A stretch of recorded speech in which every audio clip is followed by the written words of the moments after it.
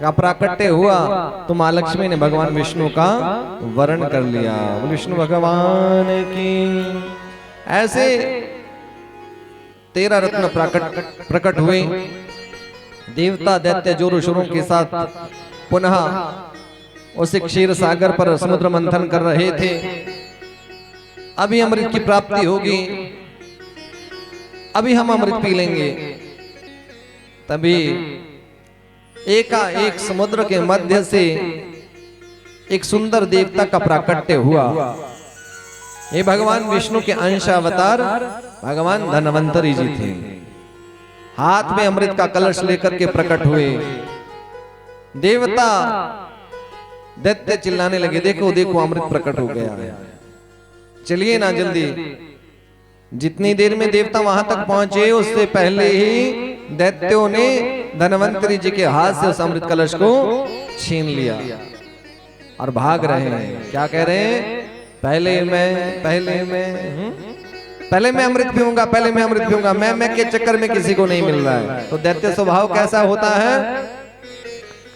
केवल अपने तक सीमित है। जिसमें अपनी चिंता हो, अपना स्वार्थ हो, समझ लेना वो केवल मैं शब्द वाला जीव आसुरी जीवन को जी रहा होता है। दैत्य चाहते तो जितनी देर अमृत रहा पी करके अमर हो जाते। जो कोई भी पहले पीता बाद में पीता अमर हो जाते, लेकिन वो मैं का जो चक्कर था उस वजह से अमृत नहीं पी पाए। देवता घबरा गए। दैत्यों ने अमृत का पान कर लिया तो बड़ा अनर्थ हो जाएगा। भगवान विष्णु का ध्यान किया, प्रभु कृपा कीजिए ना, रक्षा कीजिए, कहीं दैत्य अमृत का पान कर लेंगे तो बड़ा अनर्थ हो जाएगा। उसी समय भगवान ने एक रूप धारण किया। कौन सा?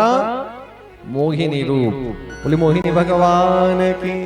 जिस रास्ते से दैत्य जा रहे थे भगवान ने उस रास्ते में एक सुंदर बागीचे का निर्माण कर दिया।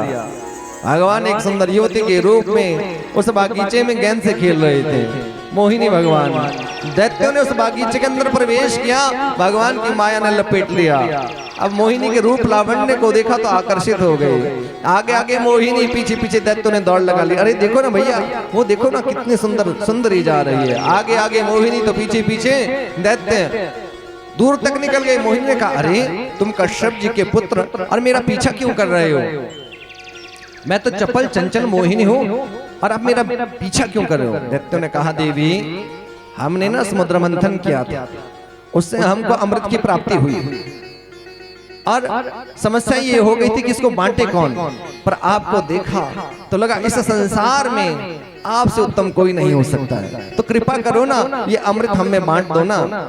मोहिनी ने कहा, सुनो दैत्यों, मैं हूं चपल चंचल मोहिनी, मुझ पर विश्वास मत करना। मुझ पर विश्वास करोगे तो धोखा खा जाओगे।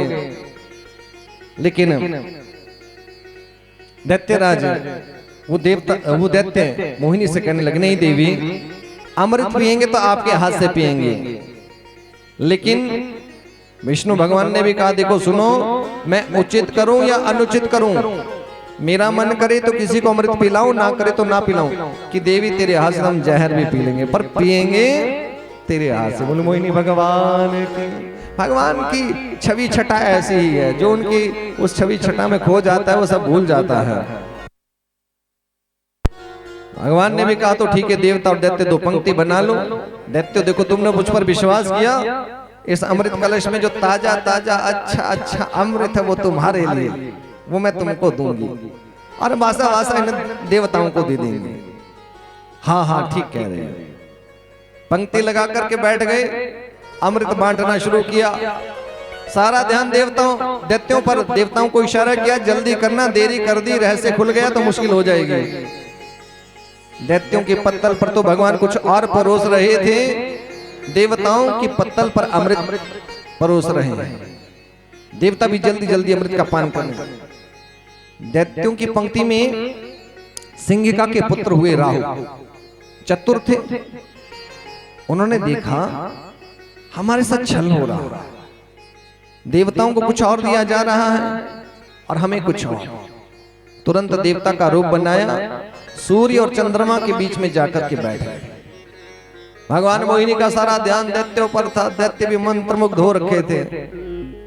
जैसे ही वो अमृत पत्तल पर पड़ा राहु ने सोचा ज्यादा देरी करी तो गड़बड़ हो जाएगी, तुरंत उस पत्तल को उठाया और अमृत का पान कर गए। बोले शंकर भगवान की। जैसे ही वो अमृत का पान किया, सूर्य और चंद्रमा चिल्लाए, प्रभु आपने गड़बड़ कर दी है, ये राक्षस है, राहु है, इसको अमृत पिला दिया। भगवान ने जैसा ऐसा सुना, अपने चक्र के द्वारा, सुदर्शन चक्र के द्वारा राहु का मस्तक धड़ से अलग कर दिया। अमृत का संसर्ग होने के कारण ये हो गए दो, एक राहु और एक केतु। आज भी सूर्य और चंद्रमा से प्रतिशोध लेते हैं। आपने हमारी चुगली की है ना, इस कारण से हम आपको ग्रसित किया करेंगे। इसी कारण से सूर्य ग्रहण और चंद्र ग्रहण घटित